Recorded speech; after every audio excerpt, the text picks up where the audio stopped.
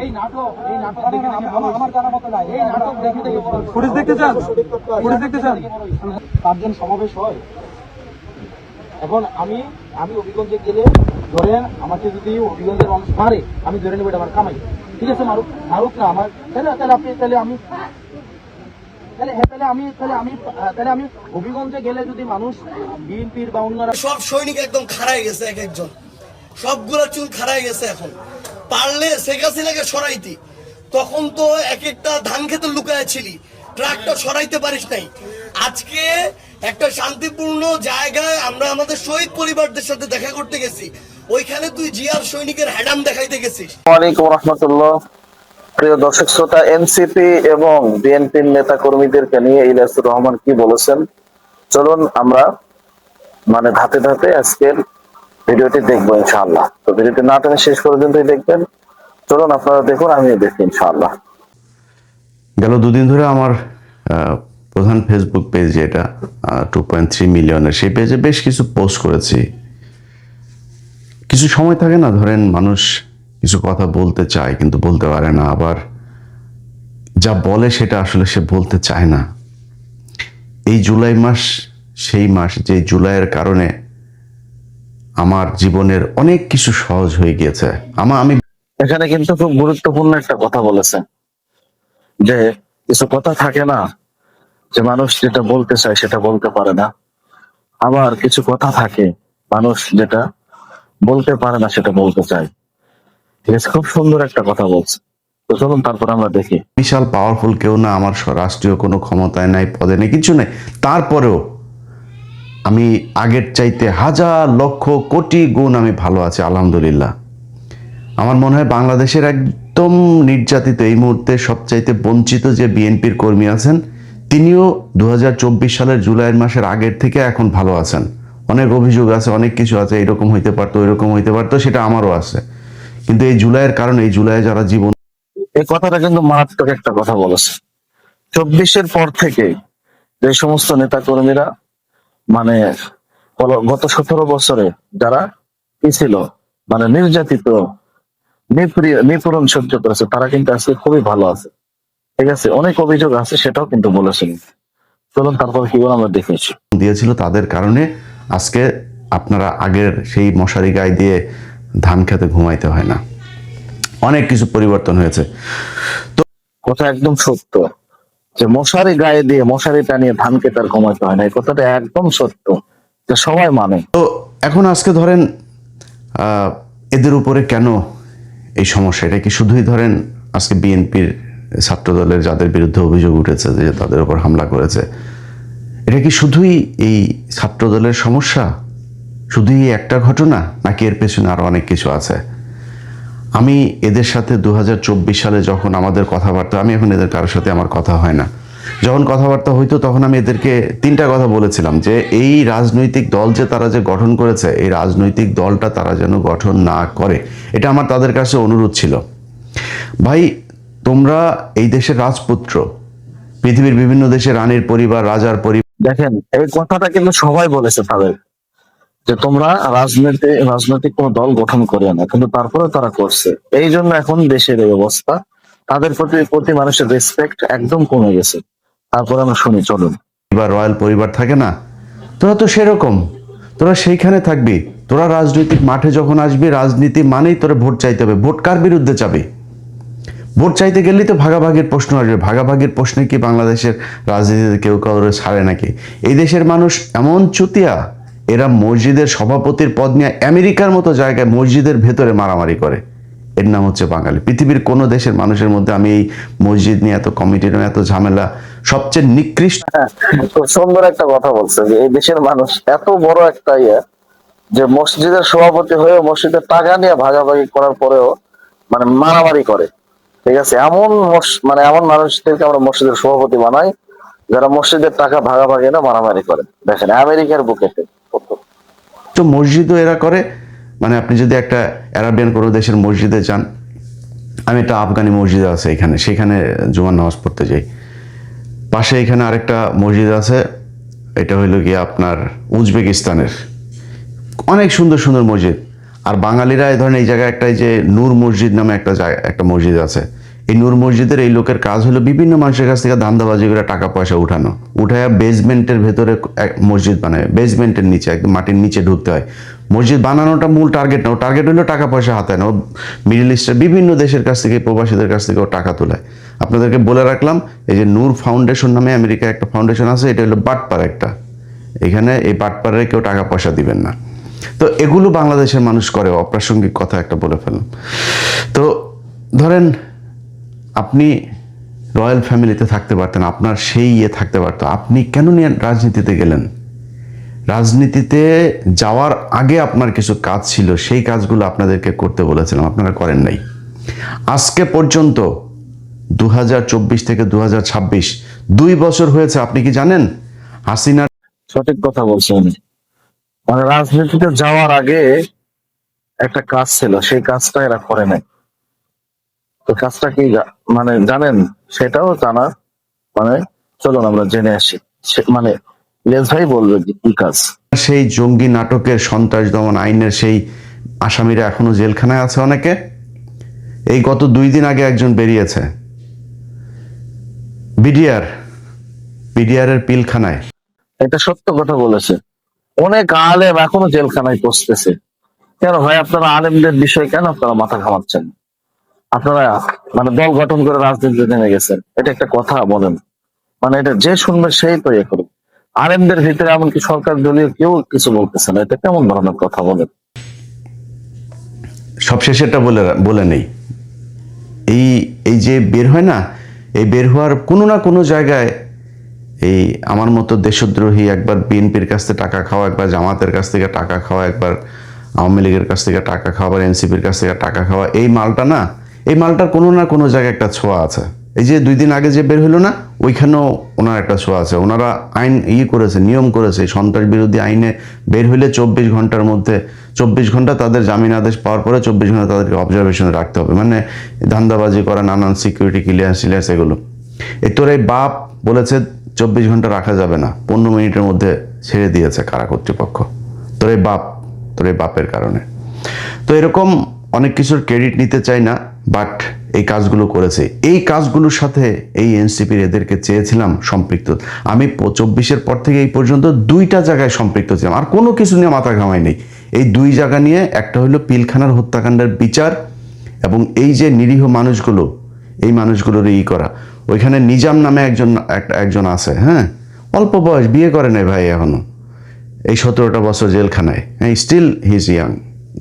তার মানে এই পৃথিবীর কোনো কিছুর প্রতি, দেখেন খুব সুন্দর একটা কথা বলেছিলেন, যে পিলখানা হত্যাকাণ্ডের বিচার, মানে উনি চেয়েছিলেন যে এটা বাংলার জমিনে হোক, বুঝতে পারছেন, এটা বাংলার জমিনে হোক।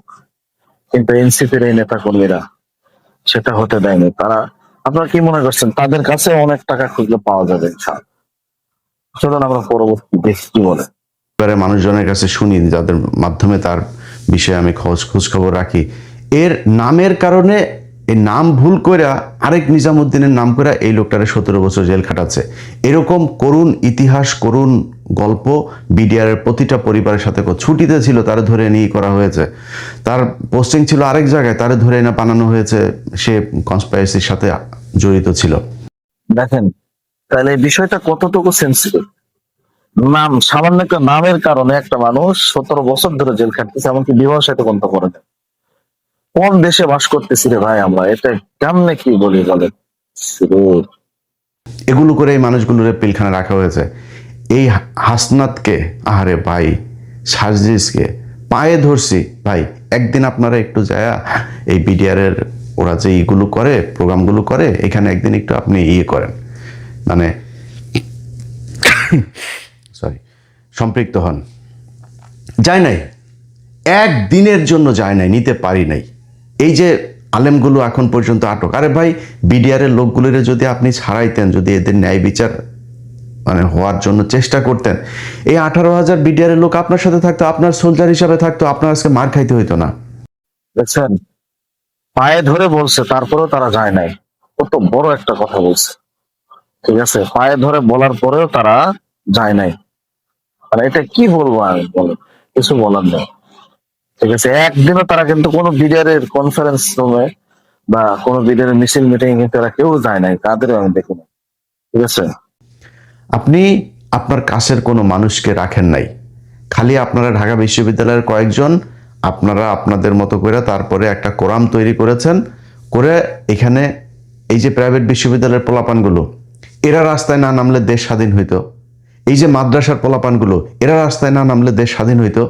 আপনারা এদের কারোরে পাশে রাখেন নাই, আপনারাই হলেন গিয়ে মাস্তান। কয়েকজন টাকা পয়সা কামাইছেন, কামায়া এখন আপনারা বিশাল আকারে কিছু মনে করেন। ছাত্রদল না ভাই, ছাত্রদল পেটাইতে হবে কেন আপনাদেরকে? মনে দেখেন কত সুন্দর একটা কথা বলছে, প্রাইভেট বিশ্ববিদ্যালয়ের ছাত্র ছাত্রীগুলো, মাদ্রাসার ছাত্র ভাইদের নাম তো কেউ নিতে চায় না, কারণ আমরা তো ক্রেডিট নেই না ভাই। আমরা আমরা দেশের জন্য জীবন দিয়েছি 24শে জুলাই, কিন্তু দেখেন আমাদের কথা কেউ বলে না, কিন্তু বলতেছে আলহামদুলিল্লাহ, এটা আমরা কোনো ক্রেডিট নিতে চাই না। তো ভাই, এই দেশ কিন্তু শুধু তারা স্বাধীন করে নাই, ঠিক আছে, জনসাধারণ সবার শরিক আছে এখানে, এটা বুঝতে হবে। করেন, ওই যে আগে বলছিলাম যে টোকাই মুকাই আপনাদের জন্য যথেষ্ট, সামনে ভবিষ্যৎ আরো খারাপ আছে। হয় একবার এই জামাতের বিচির নিচে চাপা ধরতে হবে, ঝুলতে হবে, নাহলে একবার বিএনপির বিচির নিচে ঝুলতে হবে। একা একা যায় মেম্বারও হইতে পারবেন না। কিচ্ছু করেন নাই আপনারা এই দেশের জন্য, কিচ্ছু করেন নাই। 5 তারিখের পর থেকে, সে পেছনের ইতিহাস আর বলতে চাই না, কিন্তু 5 তারিখের পর থেকে আপনারা আওয়ামী লীগের লোকজনকে আপনাদের সঠিক কথা বলছে, এটা একদম সত্য কথা বলছে, এই কথার উপর আর কোনো কথাই হয় না। তারপরে আমরা শুনে আসি কি বলে, চলুন। ওই রাজুতে আয় এক ই দিয়া, তারপরে বিচারক কতগুলোরে আপনারা সরাই দিলেন, সরাই সেখানে কি কি লেনদেন হয়েছে আসিফ নজরুলের মাধ্যমে, আসিফ নজরুল আপনাদের কোন কোন ছাত্র নেতাকে টাকা দিয়েছে সেই কথা আর বললাম না, করেছেন তো। তো এরকম আর রাজুতে আসার জন্য ভালো কিছু কাজ করতে পারতেন না? এই পিলখানায় বিচারটা চাইতে পারতেন না? আওয়ামী লীগের বিচারটা চাইতে পারতেন না? আওয়ামী লীগ যে আজকে যে এই যে ছাত্রদল আপনাদের উপরে হামলা করেছে, আমি বিশ্বাস করি না ভাই যে ছাত্রদল করা কোন। দেখেন এই সত্য কথাগুলো কিন্তু কেউ বলে না, ঠিক আছে। 5ই আগস্টের পরে থেকে অনেকেই অনেক কিছু করে ফেলছে, যে ছাত্রদেরকে মানুষের রেসপেক্ট করার কথা ছিল, সম্মান দেওয়ার কথা ছিল, তারা যেন সম্মান এখন পায় না। এর মধ্যে আসিফ নজরুল জড়িত, ডক্টর ইউনূস সামনে আসতেছে। দেখেন একটা মানুষ এনসিপির কোনো ছেলের চোখ উপড়ায় নিতে পারে বা চোখ অন্ধ করে দিতে পারে, আমি বিশ্বাস করি না এটা। এদের সাথে এখন মুড়ি মুরকির মতো এই আওয়ামী লীগের লোকজন সব দলে মিশে গিয়েছে, এমনকি এনসিপিতে। আপনারা দেখেন নাই, হাদির পাশে এসে যারা দাঁড়ায় ছিল, সেই তারাই তো হাদিকে মারলো, সেই আওয়ামী লীগের লোকজনই তো মারলো। আপনার পাশে আপনি আওয়ামী লীগকে নিয়েছেন। আওয়ামী লীগকে কোনো রাজনৈতিক দল, আওয়ামী লীগ ধর্ম হিসাবে। সঠিক কথা বলেছে, এটা এদের সাথে আওয়ামী লীগের লোক আছে, অবশ্যই আওয়ামী লীগের লোক আছে, এটা বুঝতে হবে। মরে মরকের মতো মিশে গেছে, কি বলবে, কিছু বলার নেই। পালন করে ওদের দলের, ওদের আব্বা, ওদের ওদের নবী হইলে গিয়ে ওদের শেখ মুজিব জাউরাটা, হ্যাঁ, এই জাউরারে দিয়া ওরা একটা ধর্ম হিসাবে পালন করে। ওরা তোর দলে আসবে, ওরা এখন চুপ করে বসে আছে, কোনো কথা বলে না। কিন্তু সুযোগ পাইলে তোদের দলে থেকে ওই দলের পেটাবে, ওই দলের থেকে এই দলের পেটাবে, এবং ওরা হবে প্রচন্ড আক্রমণাত্মক এবং ক্রুয়েল। এদের এই এই এই হিংস্র স্বভাব যেটা আগে ছিল সেটা এখনো আছে, সেটা এখন অন্য মানে পরিবেশে অন্যভাবে উপস্থাপন করবে। এই যে পুলিশের ভেতরে, আমি এটা সঠিক কথা বলেছে, একদম রাইট। এই আওয়ামী লীগের এরা, ঠিক আছে, সুযোগ পাইলে ওকেও পিটাবে, একেও পিটাবে, এটা একদম সত্য কথা, পানির মতো সত্য। 2-1 পুলিশের দেখলাম সেখানে খুব অতি উৎসাহী হয়ে তারপরে তারা কথাবার্তা বলতেছে। সেই পুলিশগুলোর আপনার কি মনে হয় নাকি এরা সব এখন এখন খালি ডিসি, ওসি, এই এসপি যা আছে সব খালি বলে যে আমি অমুক সালে ছাত্রদলের ওই হল শাখায় ছাত্রদল করতাম, আমি অমুক সময় মহসিন হলের ছাত্রদলের এই ছিলাম। এরা খালি বহু আগে ছাত্রদল করতো, অথচ এই গেল 15 বছরে তাদের কোনো সমস্যা হয়নি। কেউ কেউ ওসি ছিল, তারাও এখন বিএনপি করে। আওয়ামী লীগের সময় ওসি ছিল, তারা এখন বিএনপি করে। আপনারা টাকা পয়সা খেয়ে তারপরে এদেরকে পুনর্বাসিত করে রেখেছেন, এদিন নিয়ে কোনো কথা বলে নাই।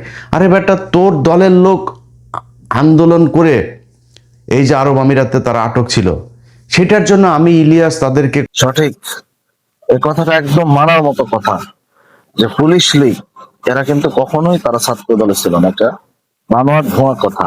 খুঁজা খুঁজা বের করে তারপরে লাইভ করে সরকারকে জানানোর পরে তারপরে যায় তাদেরকে ছাড়া হইলো। ঘটনার প্রায় 1.5 বছর পরে তাদেরকে ছাড়া হয়েছে এই নির্বাচনের কয়দিন আগে। ওয়াই? তারা এখনো পর্যন্ত জেলে ছিল কেন? তোরা এদের ছাড়াইতে পারিস নাই কেন? তোর যারা আহত হয়েছে তারা রাস্তায় নেমে তারপরে আন্দোলন করে, তোরা সেইখানে যাস নাই, তোরা গেছিস ওইখানে টাকা আনতে, ওইখানে টাকা আনতে, ওই কোম্পানি এগুলি করছিস তোরা। তোদের জুলাইয়ের আন্দোলনে কতজন মানুষ মারা গিয়েছে সেটার কোনো তালিকা তোরা এখন পর্যন্ত তৈরি করতে পারিস নাই। জুলাই আন্দোলনকে কেন্দ্র করে একটা জাদুঘর তৈরি হবে বলা হয়েছে, সব কিছু সেখানে নিয়ে যাওয়া হয়েছে, সব কিছু, সেটাকে তোরা উদ্বোধন করিস নাই। তোর আব্বা সুদারু ইউনুস, তোর আব্বারে দিয়া করাইতে পারিস নাই, তোর আব্বারে দিয়া করাইছে, তোর আব্বাও আকাম করে গেছে, তোর আব্বাও জারামি করে টাকা পয়সা কামাইছে, তোরাও কামাইছিস। তোরা এই দেশের জন্য কোনো কাজ 5 তারিখের পর থেকে করিস নাই। সেটার ফল আজকে বাংলাদেশে এই যে যেটা হচ্ছে সেটা হবে, মানে ভবিষ্যতে আরো হইতে থাকবে। তো যাই হোক, আমরা দেখেন মানে জুলাই কত মানুষ মারা গেছে এটা তাদের কাছে কোনো হিসাব নেই, তারা যায় না কাদের বাড়িতে। মানে কি আর বলবো, টাকা মানুষকে কতদূর নিয়ে যায়, টাকা মানুষকে কি করে ফেলে। ইন্নালিল্লাহ। টাকা মানুষকে সব নিচে নামিয়ে দেয়, সব থেকে নিচে নামিয়ে, এবং মানুষের সাথে অন্যায় করার একটা মাধ্যম তৈরি করে দেয় এই টাকা, এই ক্ষমতায় লোভ। তাই আমার এনসিপির ভাইরাও এরা ক্ষমতার লোভ সামলাতে পারেনি। টাকা মানে অল্প বয়সে টাকা হইলে যা হয়, বুঝতে পারছো, এই টাকার লোভ তারা সামলাতে পারেনি, বিকজ তারা এইগুলা করেছে। ঠিক আছে, আজকের ভিডিওটা এই পর্যন্তই। দেখা হচ্ছে নতুন আর একটি কোনো ভিডিওতে। ভালো লাগলে অবশ্যই চ্যানেলটা সাবস্ক্রাইব করে দিবেন। এরকম নতুন নতুন ভিডিও পাওয়ার জন্য আপনারা আমাদের পাশেই থাকবেন ইনশাআল্লাহ। আসসালামু আলাইকুম।